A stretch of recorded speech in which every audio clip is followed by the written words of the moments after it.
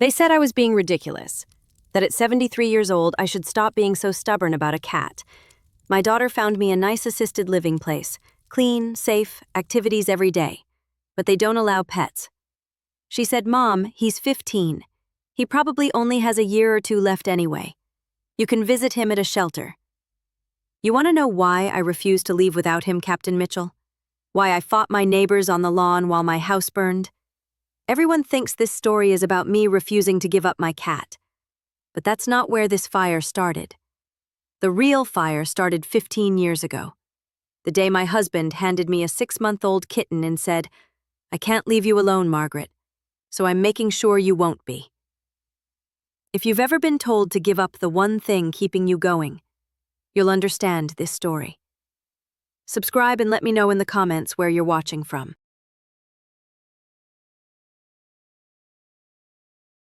My name is Margaret Holloway.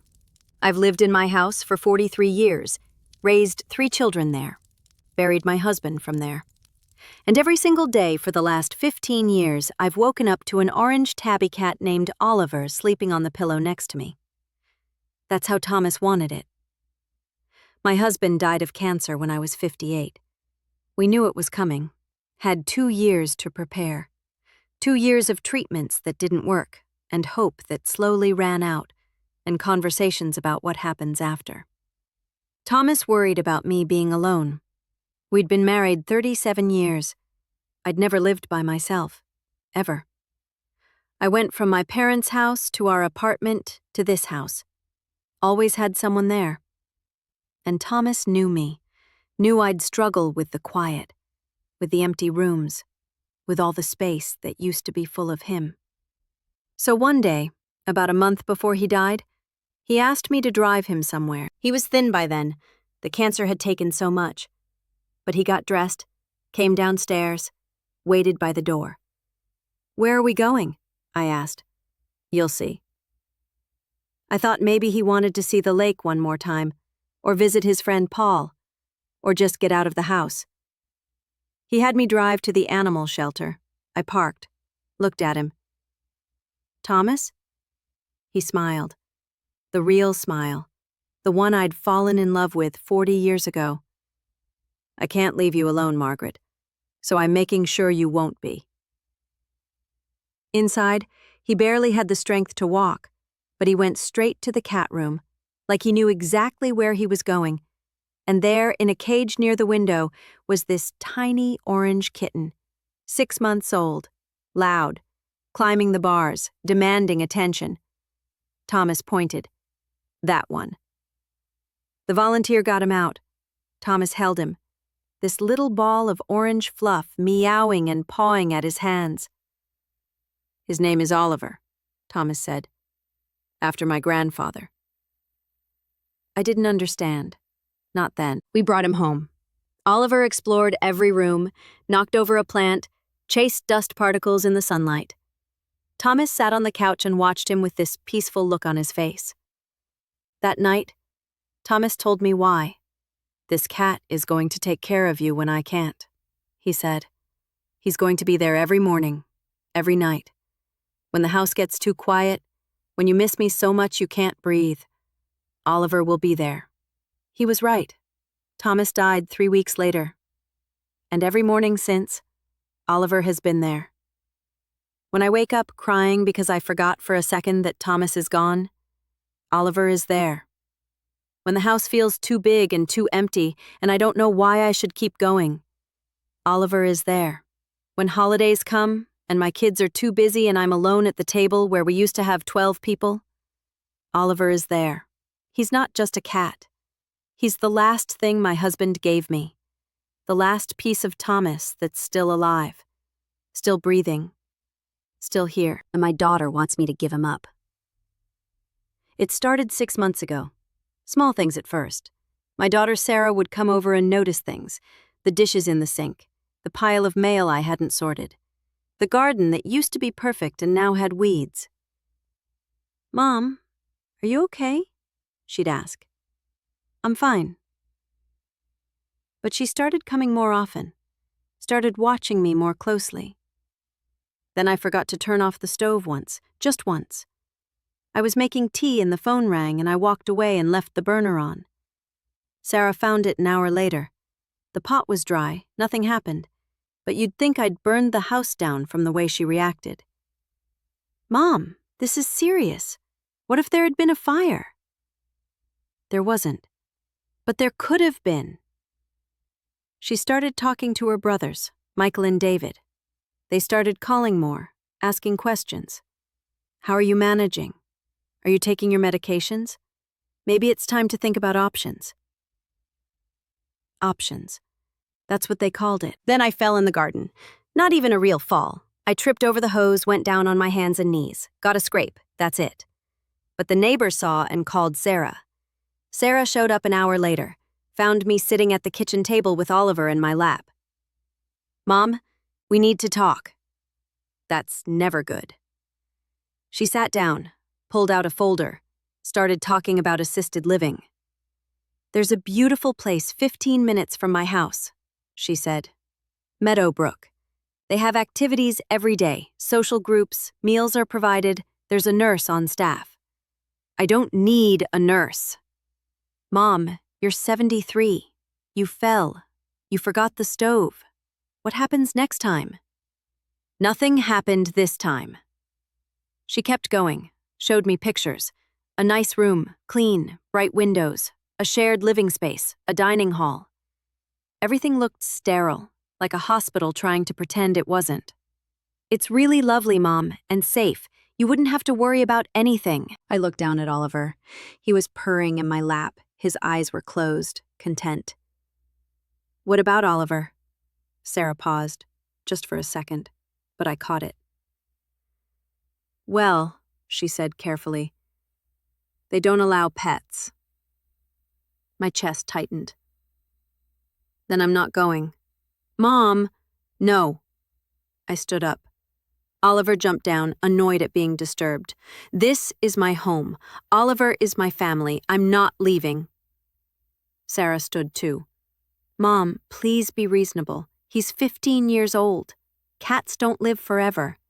Neither do people. Should I give up on you too? That's not fair. No, what's not fair is you trying to take away the one thing your father made sure I'd have. Her face changed, got softer. I know Dad gave you Oliver. I know he's special. But Dad would want you to be safe. Your father wanted me to not be alone. That's why he gave me Oliver. And now you want to make me alone anyway. She didn't have an answer for that. But she didn't give up either. The pressure kept building.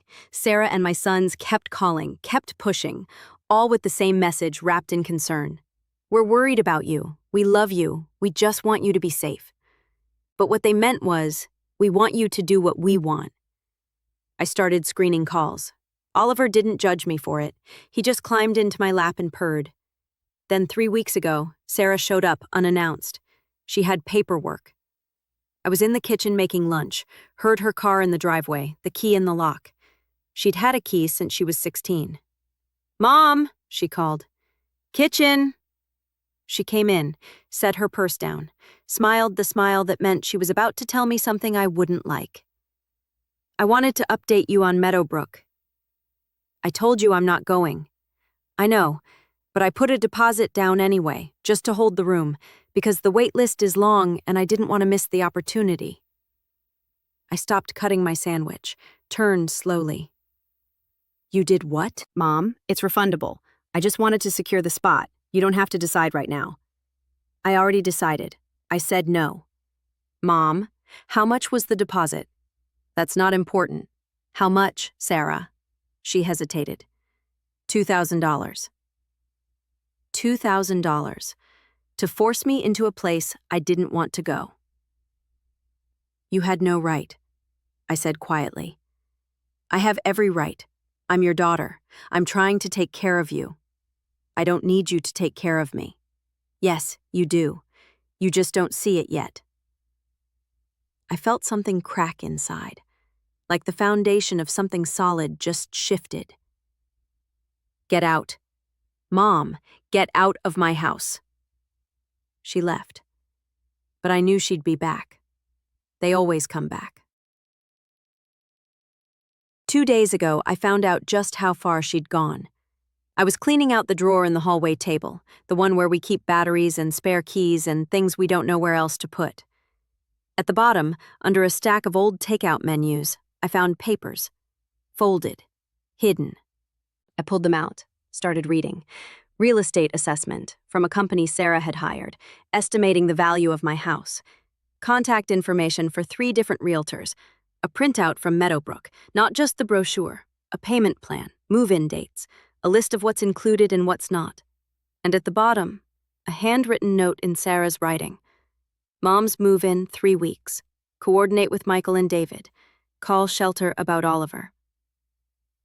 Call shelter about Oliver.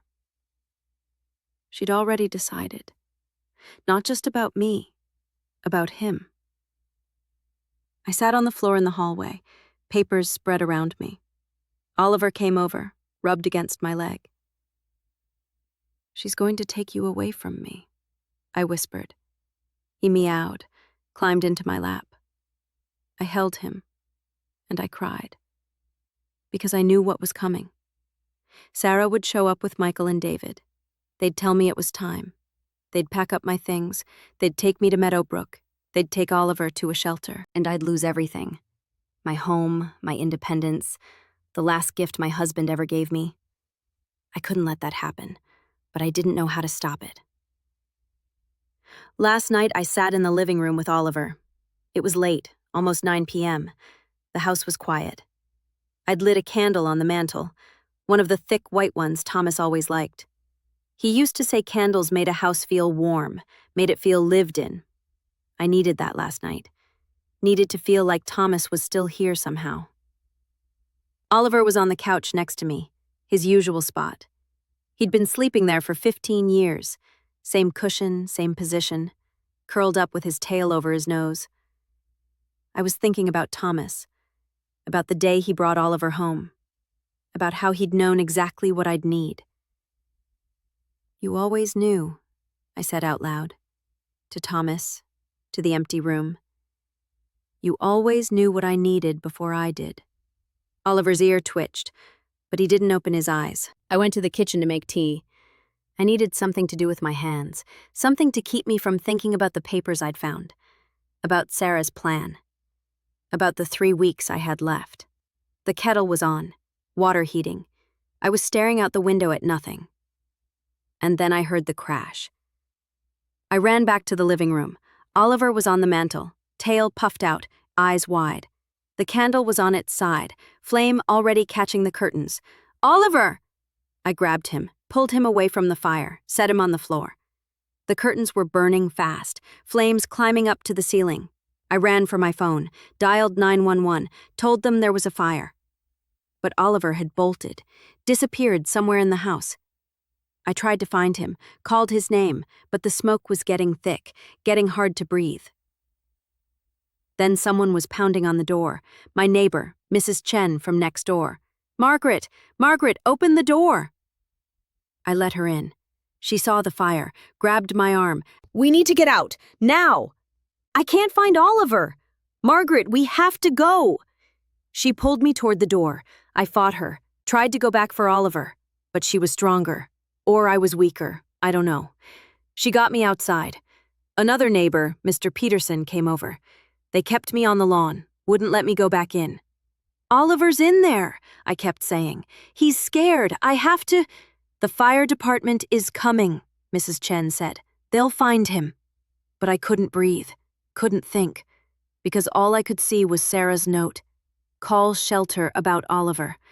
If Oliver died in there, if he didn't make it, then Sarah would get what she wanted anyway. No cat, no reason to stay.